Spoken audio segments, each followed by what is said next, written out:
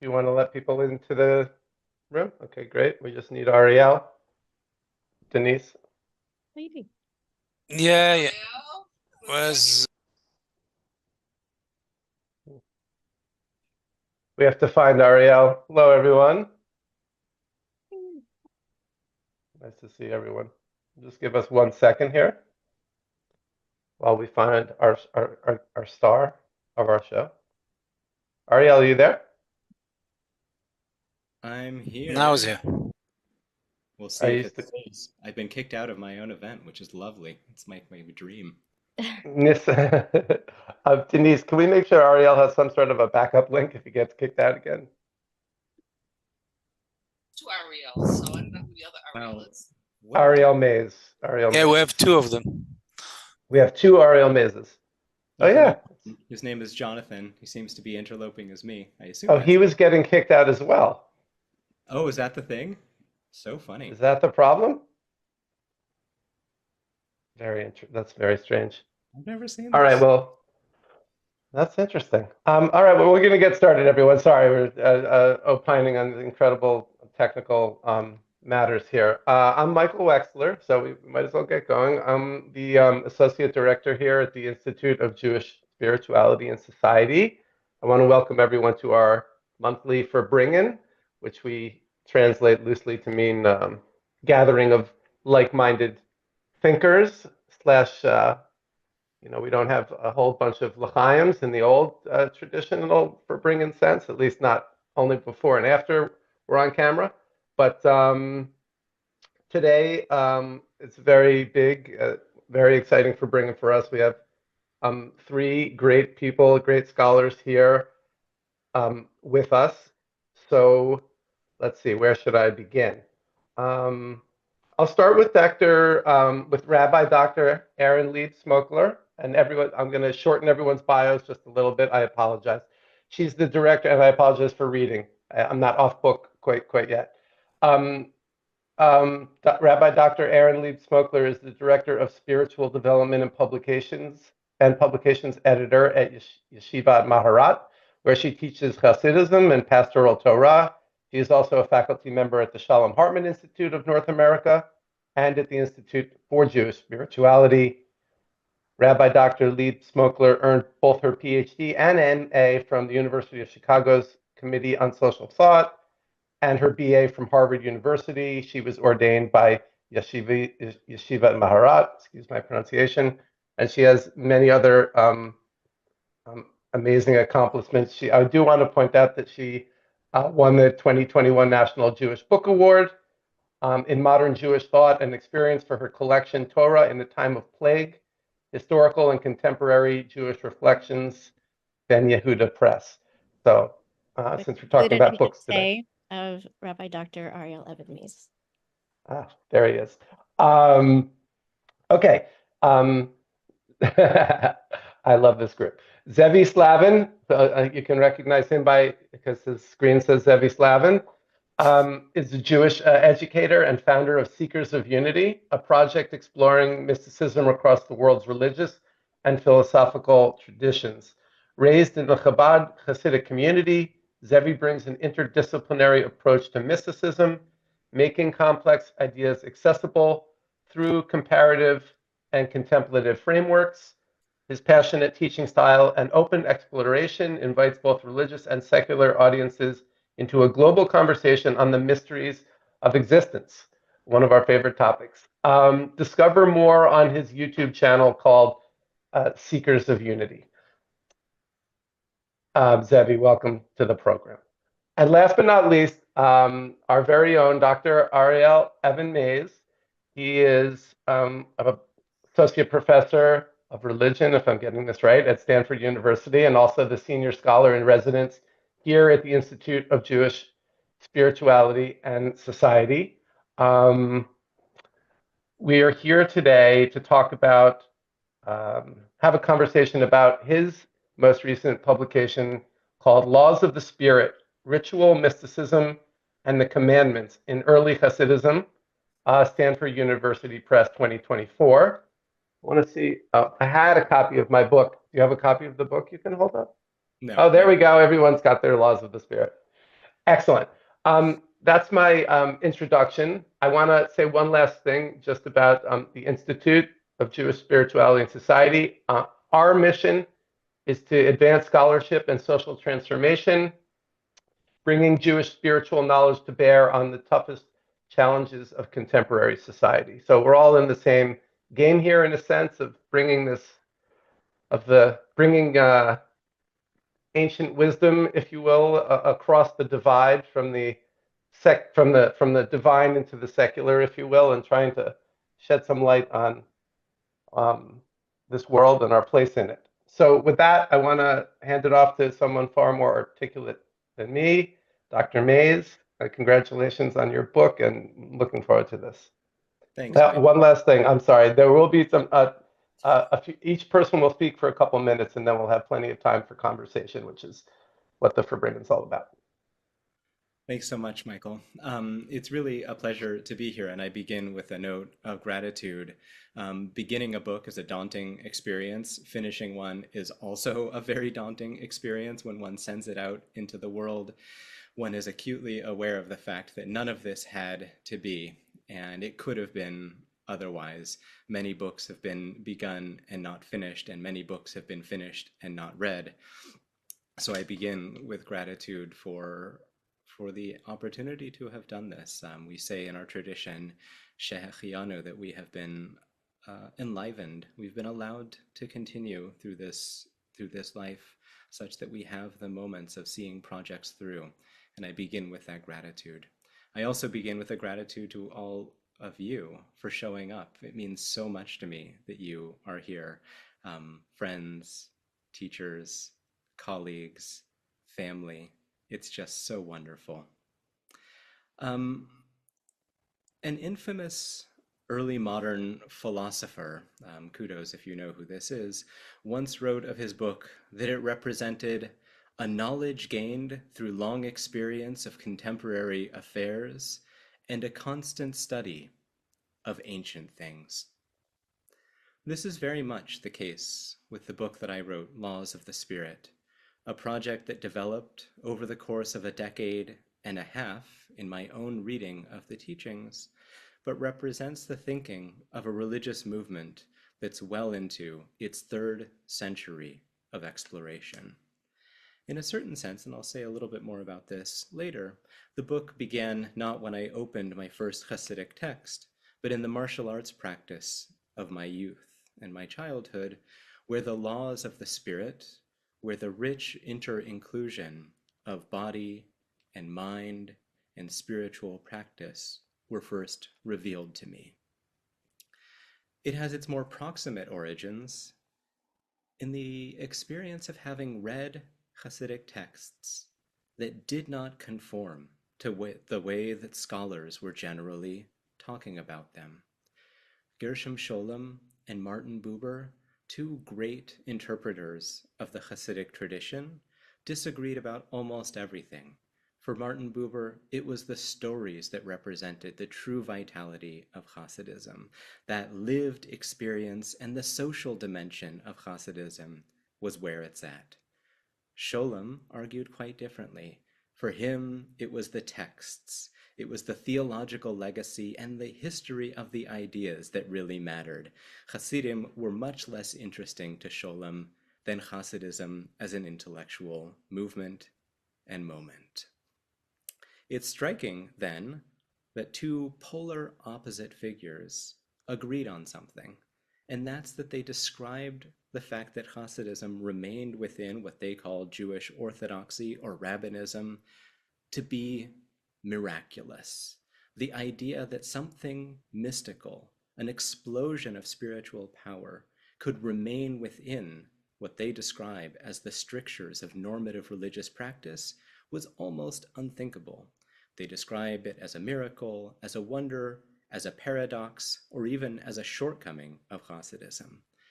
This led to a kind of battle in the scholarship of Hasidism about whether or not Hasidism is at its very core a kind of antinomian movement that sets itself against the practice of Jewish law, or, say other scholars, if it is actually nomian or hypernomian, absolutely and perhaps exclusively and extremely committed to the power of Jewish law as a social and theological force.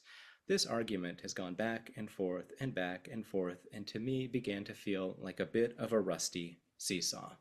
So I said to myself, I'm going to write a book about Hasidism and Halacha, about Jewish law.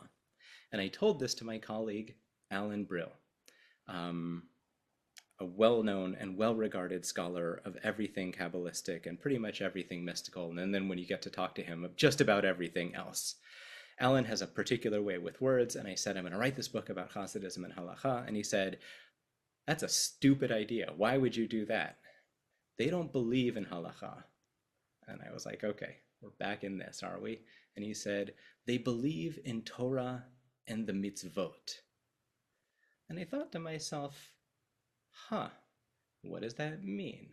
And then I started to think about what he had been signaling to me, and I started going back to the sources, and I realized he's absolutely right. The number of Hasidic homilies or stories that explicitly engage either with the details of halacha or even with the word and the semantic world of halacha are extremely, extremely minimal. On the other hand, almost every sermon brings the theological teachings home to roost in a discussion of the life of the mitzvot, of the commandments, about how these ideas inform and infuse our religious practice. That was one element of this book that became very clear to me after that conversation. The other was a conversation with my colleague Ellie Stern, who, when I was talking to him about legal theories, this theory of law, that theory of law, said, are you sure they're thinking about the mitzvot in legal terms? What if they're thinking about them as rituals? And I scratched my head for a minute and kind of ignored it for a year. But it's the fact that I'm in a religious studies department rather than a Jewish studies department that allowed me to begin thinking along those lines. And I spoke to my colleagues in ritual studies, and I said, I'm trying to think through, how does the relationship between mind and body and spiritual commitments and actual practice and tradition and innovation, how do these things fit together? I'm stuck. And they said, yeah, there's this thing called ritual studies. For 50 years, we've been discussing these questions. And that was an eye-opening moment. So I began to read the Hasidic sources anew, using the language of ritual studies. There have been many schools of ritual studies over the years. For some, ritual is all thoughtless. It's something that is repeated by rote, and that's its very definition. Why do we do it? Tradition. Another school describes ritual as being primarily about the symbolic world that is conjured up in the mind of the practitioner, or perhaps even more often in the mind of the interpreter. Even the practitioners don't know what they're doing. And I thought to myself, okay, that's good, but it's not quite enough. Then I stumbled on a whole nother realm of ritual studies in which the point might be summarized as follows. While Descartes told us that there's a split between our bodies and our minds, this school of ritual studies argues the opposite. It is through working in the world, through acting in the world, and indeed through the works of our hands that we come to know the world, know ourselves, and in the religious context, come to know God. And that became my gateway for thinking about all sorts of Hasidic practice in a different way. And so I argue in this book that rather than being fiercely committed to what becomes a kind of orthodoxy, or rather than having a kind of antinomian engine at the heart of its religious sensibility, Hasidism and its incredible staying power is rooted in a twin commitment to tradition on the one hand and innovation on the other, to social commitments to the people that surround us and to the religious life of the individual, and above all, to the Jewish mitzvot, to the commandments, as a system of practice that opens our minds, transforms our bodies, and infuses our souls and makes meaning of the world around us in a way that we cannot accomplish through the mind alone. Ad kan lashoni, that's what I have to say. If Michael handed it over, I'm going to hand it over to people who are far smarter and far more interesting than myself. Erin, my friend and fellow traveler, for now almost, I guess, over a decade we've been learning together and talking. And then after that, Zevi. And thank you again for agreeing to respond and think with me about this project. All right. Well, it's truly, truly my honor. Ariel is truly a exemplar of all that we study and all that we try to live. And I'm deeply, deeply honored to be in conversation with him and grateful to you, Ariel, for writing this book for all of us to now discuss. You began with a Shechianu, and I want to kind of think about that for a moment. The word Shechianu, which is that has, thank you, God, for having enlivened us or something along those lines. And it brings to mind for me something that is very present, and that is a statement in this week's Torah portion of Acharei Mot, which is the notion of v'chai bahem, and you shall live in them, referring to the mitzvot or to the chukim and the mishpatim. The Torah says, "Ushmartem et chukotai ve'et mishpatai asher yaseh otam ha'adam v'chai bahem ani Hashem." You shall observe my statutes and my ordinances, which a person shall do, and live by them. V'chai bahem. And this statement of v'chai bahem has its own interpretive lineage. In the rabbinic tradition, it tends to mean something quite legal.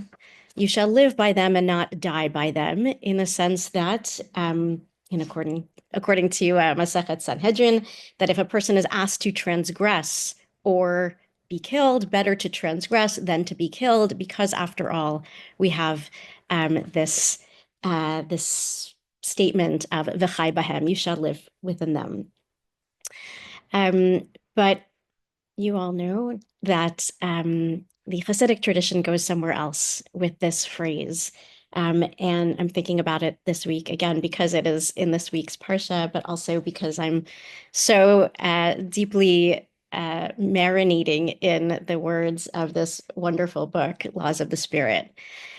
So on the words of v'chai bahem,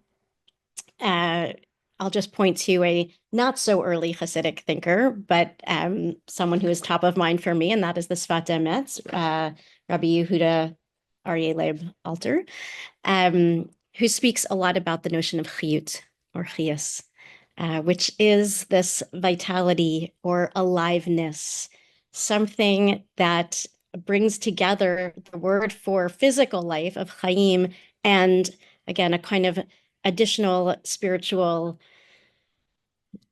vitality.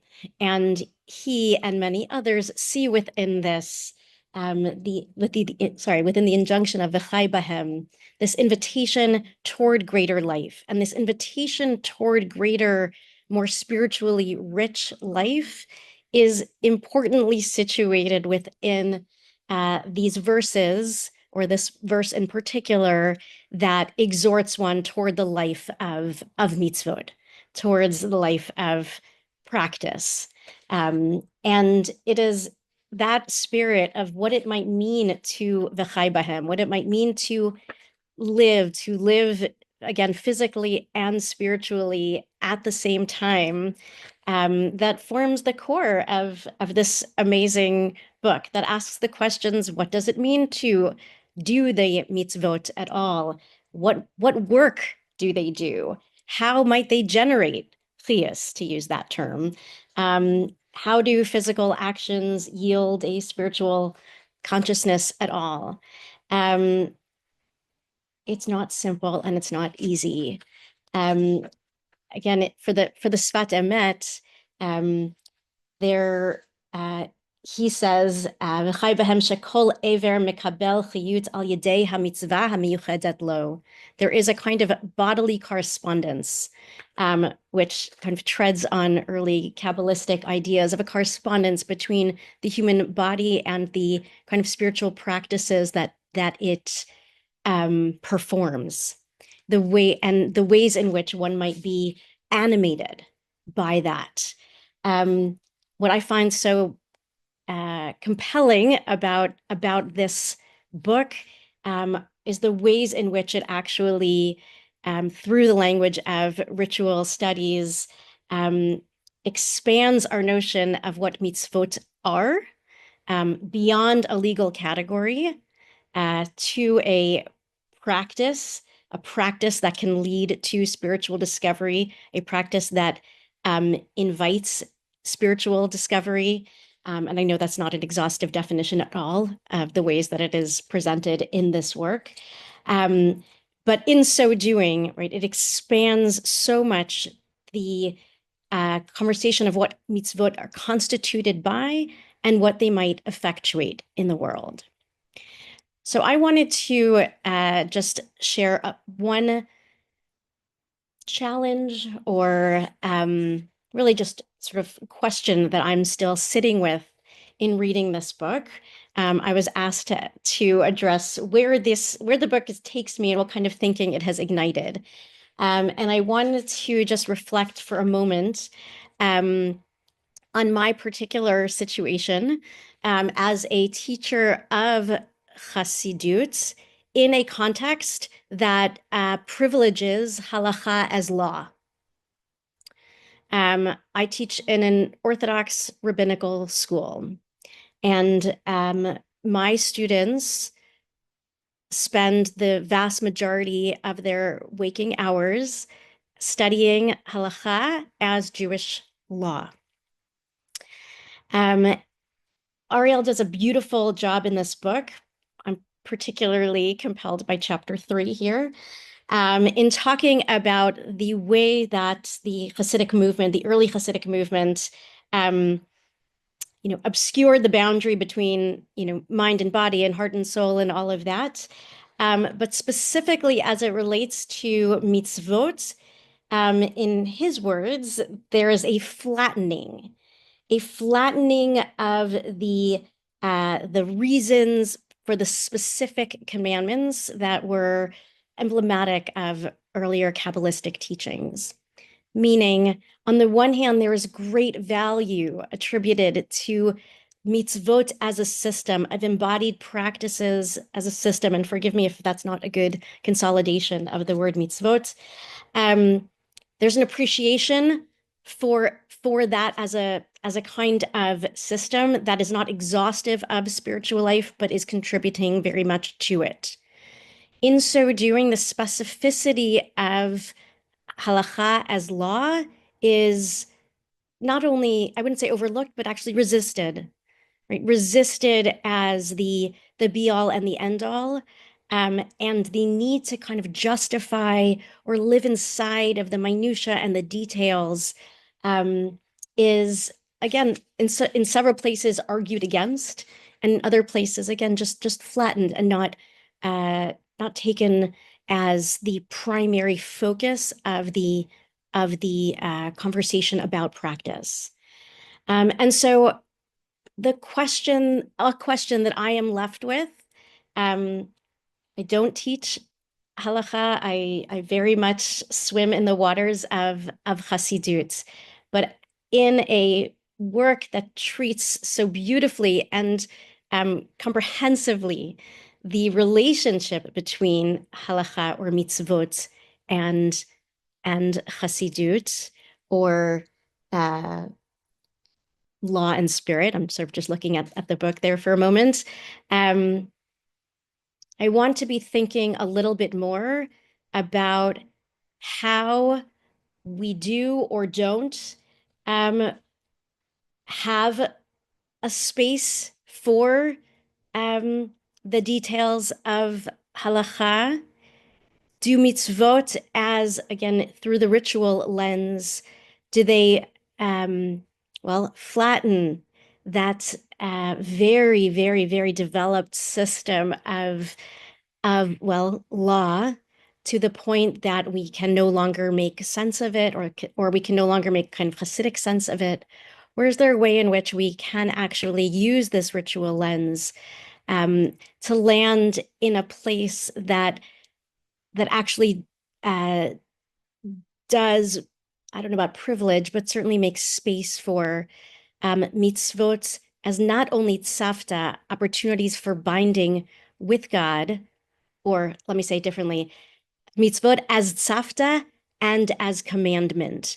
Can mitzvot both be sites for connection and also sites for, again, commandedness? I know that this book does a tremendously beautiful job of making the case for why we don't actually need to do that. And the early Hasidic writers contended with this problem. I'm not suggesting anything that they didn't already mention and that hasn't already been spelled out beautifully in the book. Statements from Rav Pinchas of Koretz, statements of Rabbi Nachman, among others, about the dangers of kind of hypervigilance when it comes to law. I guess I just wanted to land in this context, in this group, to think about how the early Hasidic engagement with ta'amei hamitzvot, which is sometimes translated as the reasons for mitzvot, but as Ariel points out as well, really means more something like the taste, the ta'am, the taste, the intuition, and the spiritual resonances or experiential resonances of mitzvot. Is there a way that in kind of continuing the conversation of ta'amei mitzvot, we might also reclaim in some sense both the taste and the meanings of the specific practices themselves? And with that, I will pass it on to Zevi Slavin. Thank you, Erin. Incredible.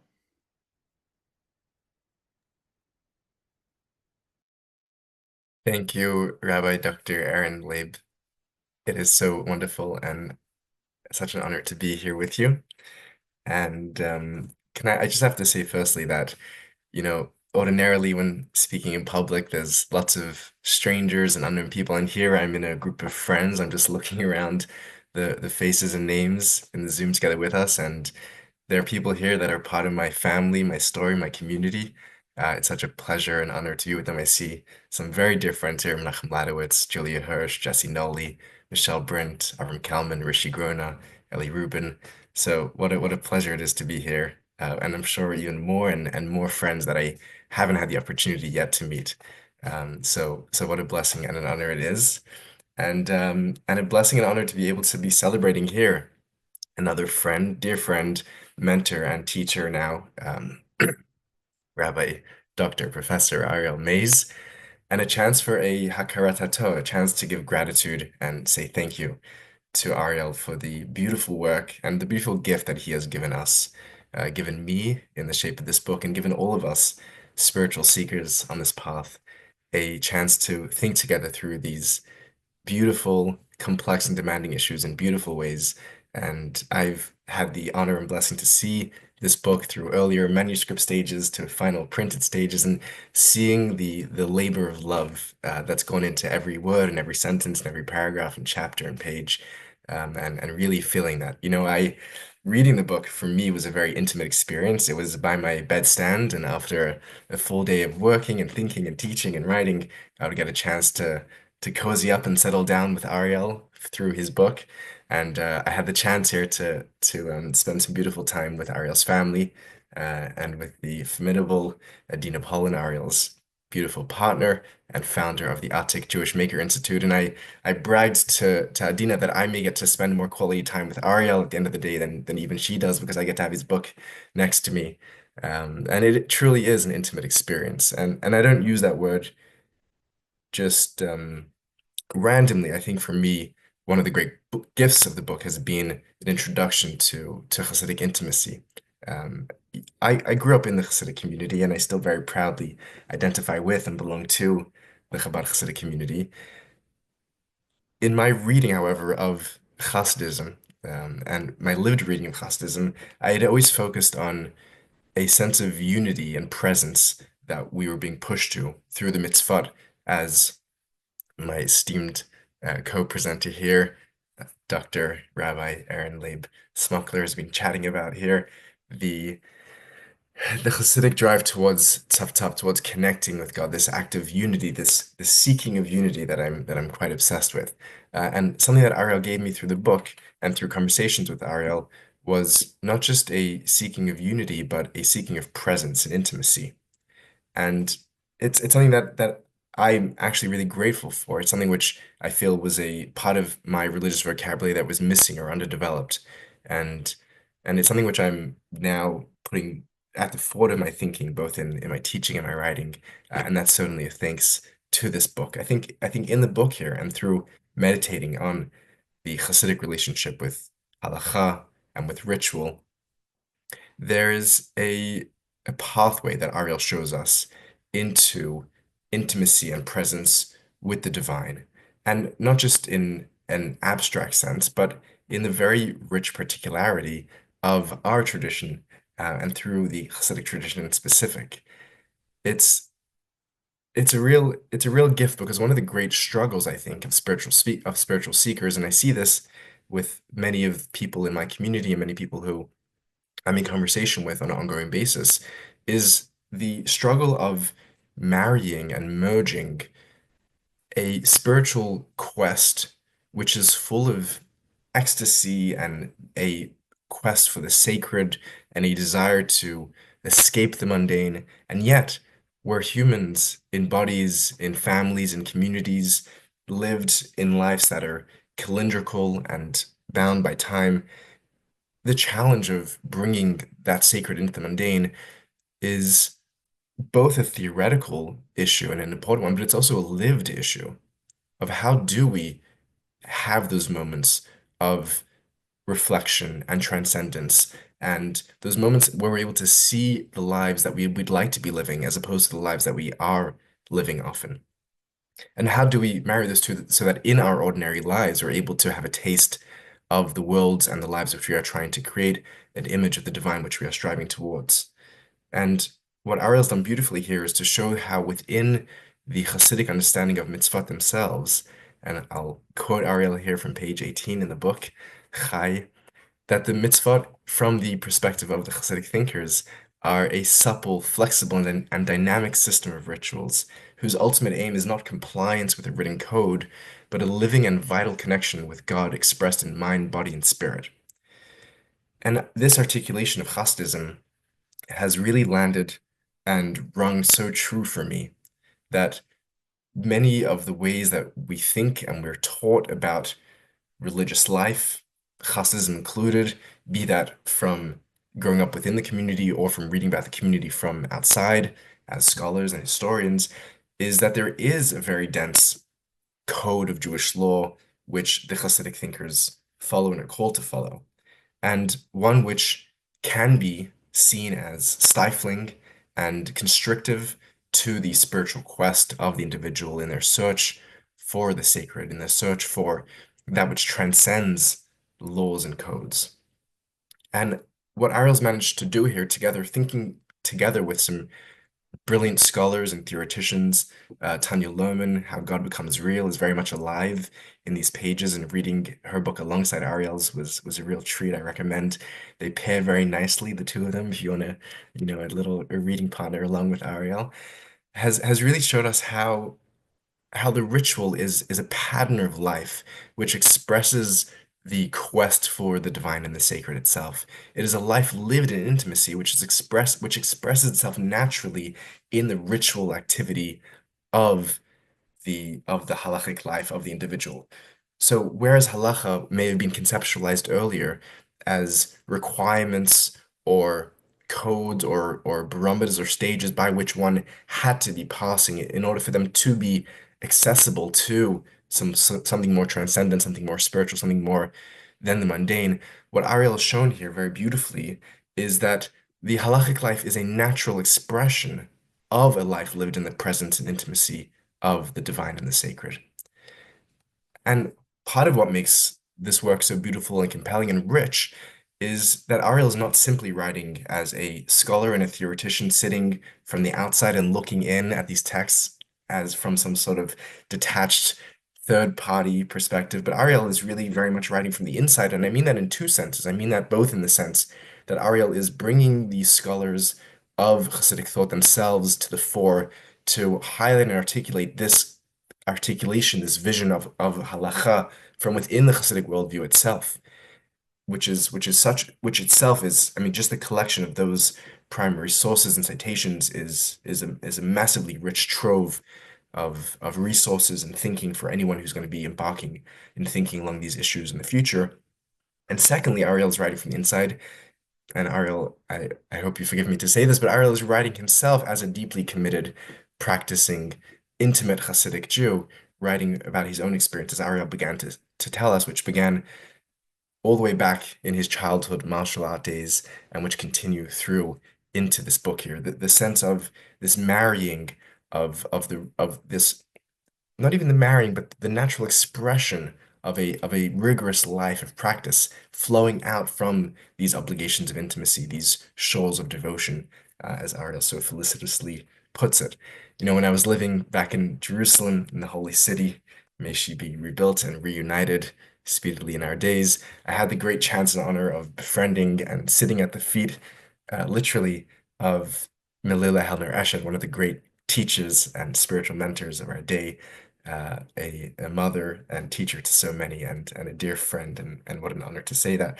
And I remember Melila had a copy, had an essay of Ariel's, um, the same subject. Not It was from before this book was published, but it was from a similar subject or the same subject, but that Ariel had addressed concerning Neo-Hasidism in his fantastic book, a fantastic essay in the book that he edited together with Art Green on Neo-Hasidism, Roots and Branches.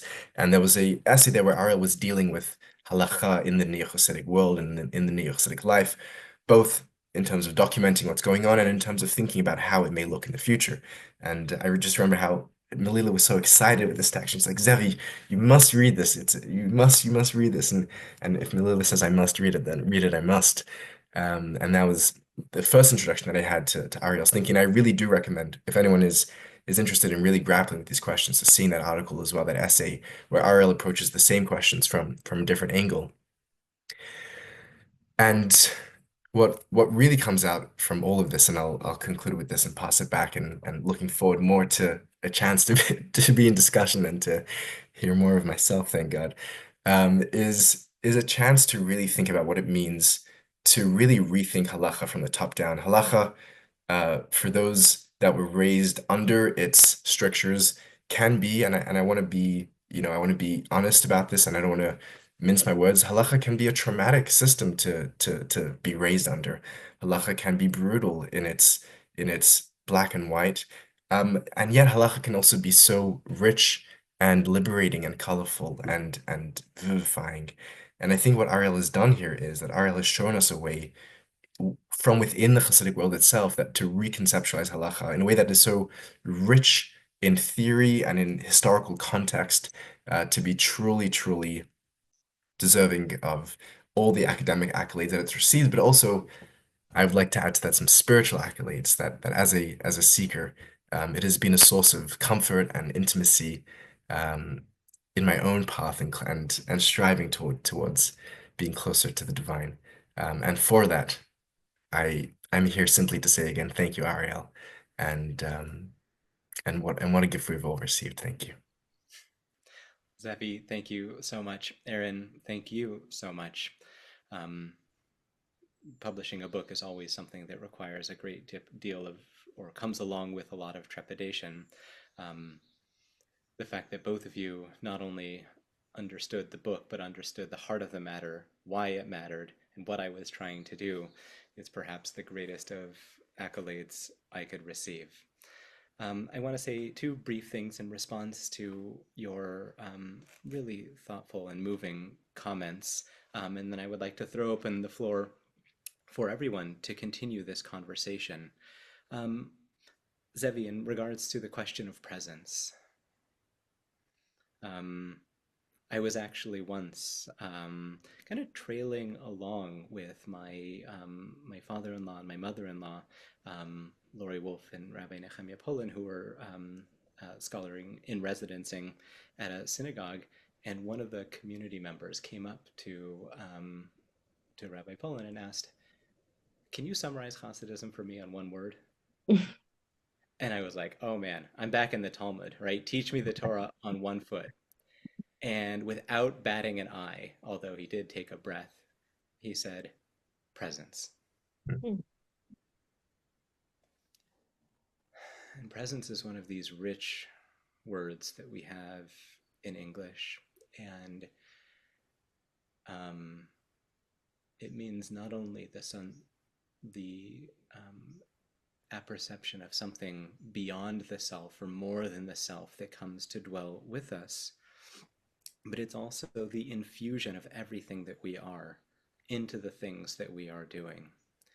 And one of the great innovations, interventions, old new things that is put back onto the table that I find in Hasidic sources to be so compelling is the way that it describes, or these sources only, as being a reduced, impoverished vision of what religious life can be. And the notion that every moment being transformable, and also perhaps in some sense transformative, as being the ultimate arbiter of what we do in this world, is something that spoke to me. Again, to go back to my experiences as a martial artist, the idea of what you did in the dojo within the four walls uh, uh, of the karate school, I was taught that that's preparation for what you do outside of it. In a certain way, what I often tell my students in the world of prayer, what you do in the act of prayer is preparation for what you do when it's over. For those who wear tefillin, who wear the boxes of scrolls, I ask, how long do those remain imprinted upon you when you go out into the world? How long does that reshimu, that residue or that trace of that moment continue to inhere? And I think about peak experiences, or I think about these moments of intensity of the mitzvot, whether that's Shabbat, or whether that is prayer, or any other number of different ones, as instructing us about what we can do in the world. And here I think the notion of worshiping God through the ordinary, through the mundane, through the sacred, and the not yet sacred, as Buber put it, then with its ethical component of bringing one's heart to one's fellow people and to one's other than human creatures as well.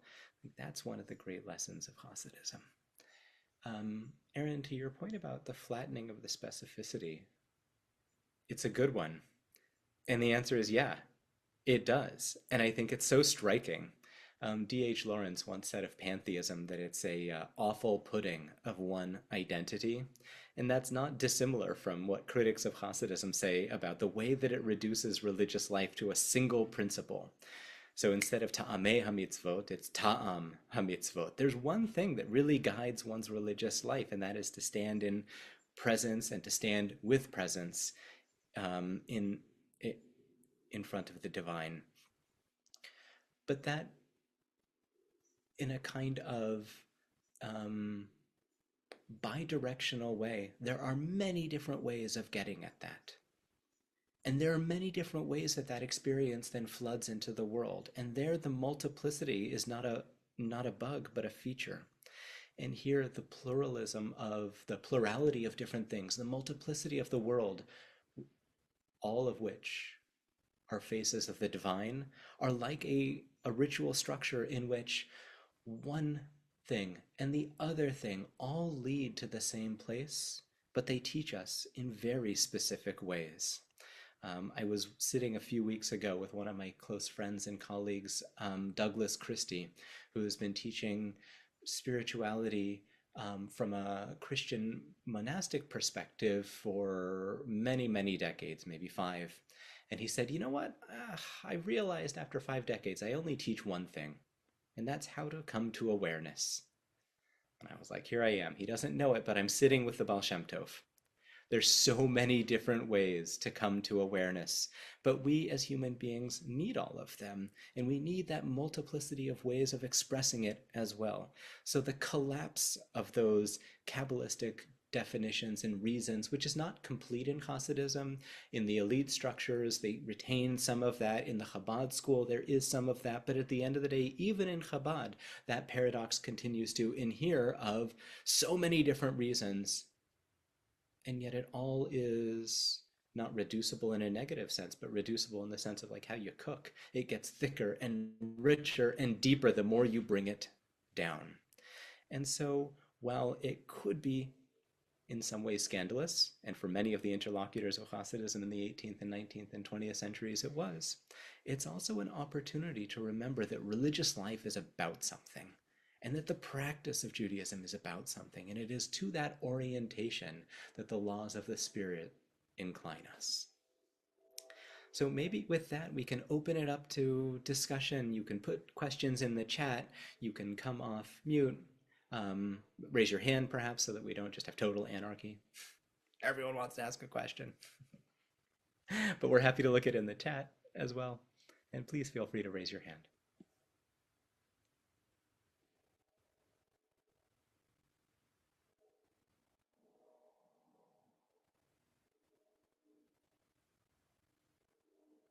Or we can sit in silence for 11 minutes. That would be awesome too.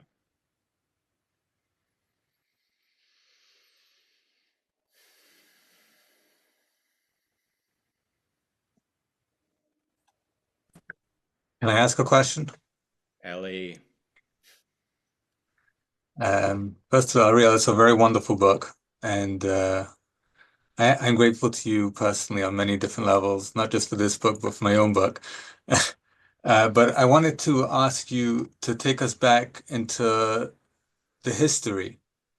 Do you think, what role do you think that these questions of halacha and the negotiation between spirit and law, what role do you think it had in producing Hasidism as a movement, setting it in distinction to whatever was happening in the larger context of traditional rabbinic Judaism proceeding towards orthodoxy? In your conclusion, you kind of gesture at these questions, and especially about kind of the trajectory going forward.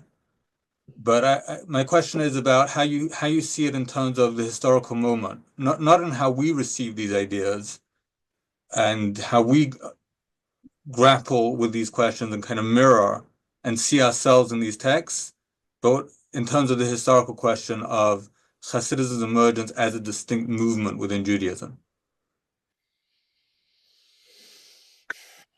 In some ways, there are two stories there. One of them is that distinctive and distinct Hasidic practices begin to emerge pretty early on in what we think of as the movement's history, already in perhaps the time of the Baal Shem Tov. I mean, it's a little bit complicated, but in the 1750s, and certainly by the 1760s, things that we think of in terms of, let's think more broadly, the ritual structures, the grammar of Hasidism in terms of the tish, of coming together to listen to words of Torah, of coming to a particular place as opposed to just hanging out with the people in your particular town, elective affinities as opposed to geographical affinities, and the strong rituals that hide behind that or undergird that, I think are critical to the movement, not only as its own self-definition, but in terms of creating a sense of momentum that comes along with identity.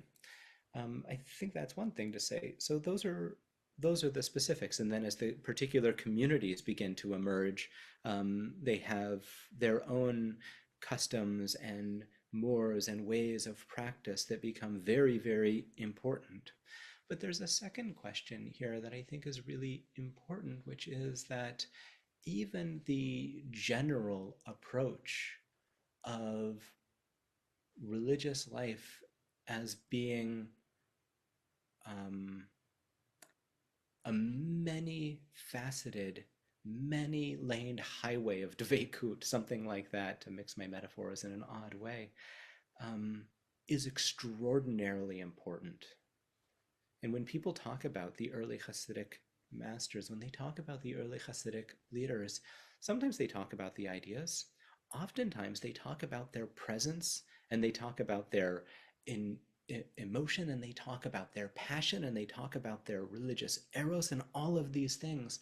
And that infusion of a kind of spiritual energy into the normative practice and not in contradistinction to it, I think is absolutely definitional to what gives Hasidism that lift to bear itself aloft.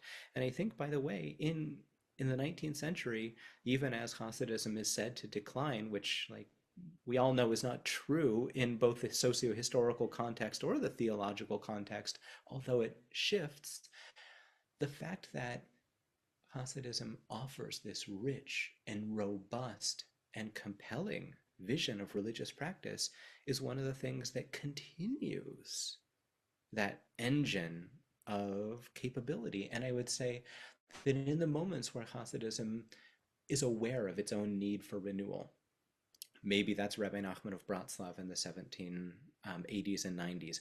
Maybe that is the Kotzker Rebbe in mid-century Poland. Maybe that's it's Kalonymus Kalman Shapira, the Rebbe of the Warsaw Ghetto.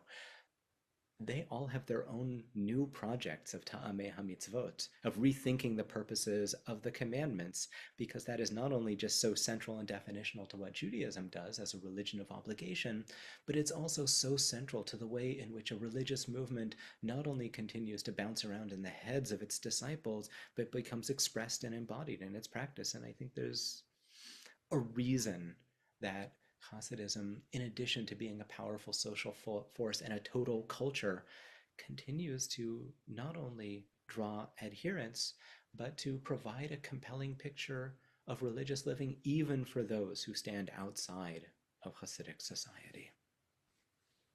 Thanks for that question. And I owe you more than you owe me. I'm more grateful. So good to see you, Ellie. Thank you for coming. Glad to be here. But I still want to push more on the historical question of, and just thinking of this in terms of the way my teacher Ada put Albert, she said it about the Vilna Gaon's opposition to Hasidism being formative in Hasidism becoming self-aware of itself as a movement. It was that push and pull. Now, clearly, you know, I've addressed it from a theological perspective, questions of divine immanence and so on, but you're coming at it from the question of halacha and the place of halacha and the theory of halacha. So do you see a clear, a self-conscious distinction that we Hasidim, I mean, did the early Hasidic masters say to themselves, we Hasidim have a different theory of halacha than our Misnagdic contemporaries? That's really what I'm trying to see here. And do you have thoughts on that? Every once in a while, you get a clear response. I think oftentimes it's more between the lines. And in this case, I think it is between the lines, but I think it is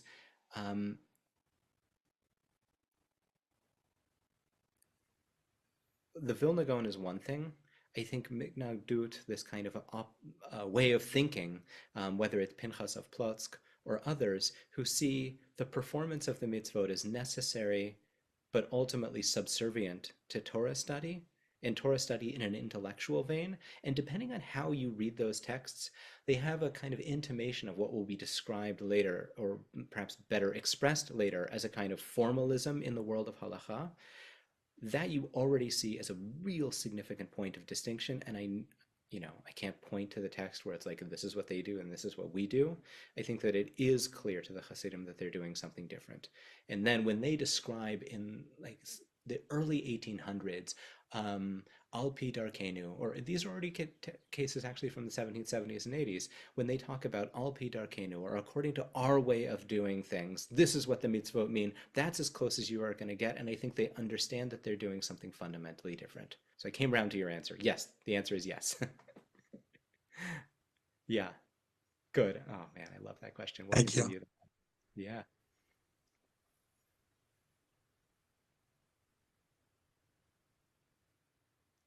Jonah. Hi, that was so fun to listen to. So thank you. I'm curious what you think about the label antinomianism as it applies to Hasidus. I think about, the Kotzker Rebbe, who famously announced that there is no law and there is no judge before he desecrated the Sabbath in front of his Hasidim. I think about Rav Nachman of Breslov, who plagiarized Frankish teachings. I think about Izbika. I don't know. I'm curious. Yeah, I'm curious. What do you think about this term antinomianism as it applies to Hasidus? The idea of setting itself against the law, I think, doesn't even apply to Sabbateanism. In Sabbateanism, as many people have pointed out, Maoz Kahana, Pavel Machenko, and others, it's not antinomian to describe yourself as the incarnation of the law. He's actually fulfilling the law in his own kind of weird way. One of the reasons that I find that such an unhelpful term in Hasidism is that while there are moments of tension in between either, let's say, one's individual spiritual quest and inherited norms on the one hand, or communal norms on the other, or between what God may ask from one in one particular moment versus what's written in a code of Jewish law, that rather than seeing the debasement or the breaking of the law as its fulfillment, for Jacob Frank, what you find in Hasidism is an appreciation for the fact that practice needs always to be in line with its own highest ideals. So rather than reducing it to a kind of textualism, which is an issue that we find in contemporary legal thinking, in which the definition of one word in one particular element of a statute can be redefined, and then it goes against everything else that that statute stands for. This is actually happening right now in the legal debate around the Endangered Species Act. What you find in Hasidism is an attentiveness to the holistic picture and the heart of the matter. And so whether it's Izbitza, the Ishbitza Rebbe, or even if we take that legend around what happened with the Kotzker Rebbe out, and we think about the Kotzker Rebbe's project of a kind of, let's say, iconoclastic way of thinking about religious life, the Kotzker Rebbe says, who is a Hasid? The person who asks themselves in everything that they do, my ta'ama, the question of the Gemara, what am I doing here? What is it all about? Why am I doing this? And what does God ask from me? And to follow the Shulchan Aruch is the easy way out. It's to follow a prescription that someone else is giving you, right? It's like chewing ABC gum. Might have some flavor left in it, but it's not the same as something that has its own kind of ignition, and following that may actually occlude what God asks from you. I will make the offer to everyone here that if you have any other questions, I would love to hear them. Please feel free to reach out to me. There's nothing greater than to be in conversation with deep readers of one's work who can then become one's teachers. So I will say thank you all for attending. To think with me about these issues is a gift beyond compare. Zevi, Erin, thank you for your words today. More broadly, thank you for your companionship along this path. Thank you, Michael, for helping to facilitate this. To the community of the Institute of Jewish Spirituality and Society, where I'm the senior scholar in residence, thank you so much for showing up. We hope to see you again. We'll have some programming over the summer, and then next year we're going to have an even fuller panoply of different programs, so stay tuned. Thank you all for being here, and please be in touch. Thank you. Thanks, Ariel. Thanks everyone for coming today. We'll be having another for Bringin', I hope, hopefully next month, so stay tuned. Thank you all.